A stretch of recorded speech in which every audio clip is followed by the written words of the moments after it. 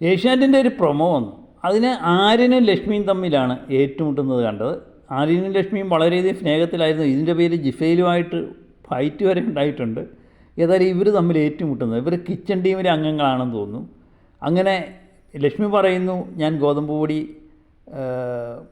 എടുത്തു വെച്ചിട്ട് കുളിക്കാൻ പോയിട്ട് തിരിച്ചു വന്നപ്പോൾ ഇത് തുറന്നു വെച്ചിരിക്കുന്നതെന്നാണ് പറയുന്നത്. ഇത് ഗോതമ്പ് മാവ് കുഴച്ചതാണ്, ചപ്പാത്തി പരത്താൻ വേണ്ടിയാണ് ആര് ശ്രമിക്കുന്നതെന്ന് തോന്നുന്നു.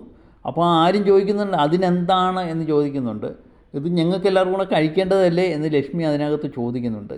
ഇത് ഈ ഗോതമ്പ് മാവ്, എനിക്ക് തോന്നുന്നു ഗോതമ്പ് മാവ് കുഴച്ചുകൊണ്ടിരുന്ന ഗോതമ്പ് മാവ് തുറന്നു വെച്ചിരുന്നു എന്നുള്ളതാണ് ലക്ഷ്മിയുടെ പ്രശ്നം.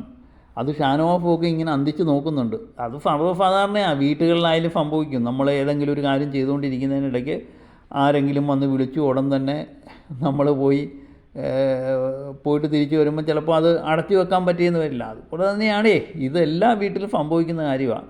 പക്ഷേ അന്നേരം ആരും ചോദിക്കുന്നുണ്ട് ഇത് കളയാനാണോ, എന്നാൽ വേസ്റ്റായിട്ട് കളഞ്ഞേരെ എന്ന് പറയുന്നു. റേഷൻ കിട്ടുന്നതാണ് എന്ന് ലക്ഷ്മി പറയുന്നുണ്ട്. അങ്ങനെ അങ്ങോട്ടും ഇങ്ങോട്ടും തർക്കമാണ് നമ്മൾ കാണുന്നത്. അത് കിച്ചണിൽ നിന്ന് തന്നെയാണ് ബിഗ് ബോസിൽ പലപ്പോഴും തർക്കങ്ങളുണ്ടാകുന്നത്. ഇതൊക്കെ നിസ്സാര കാര്യമാണ്.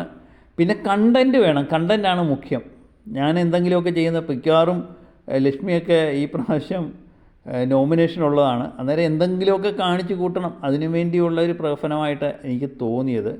അതുപോലെ ഈ ആര്യൻ തന്നെയാണ് നമ്മുടെ അനീഷും ഷാനവാസും കൂടെ ജയിലിൽ കിടന്ന് അരിമാവ് അരച്ചിട്ട് തിരിച്ചു വന്നപ്പോൾ അതിനകത്ത് ചെറിയൊരു മുടി കണ്ടിട്ട് അയ്യോ ഇത് മുടി വന്നു അതുകൊണ്ട് കളഞ്ഞേക്കാമെന്ന് പറയുന്നത് ഈ ആര്യൻ തന്നെയാണ്.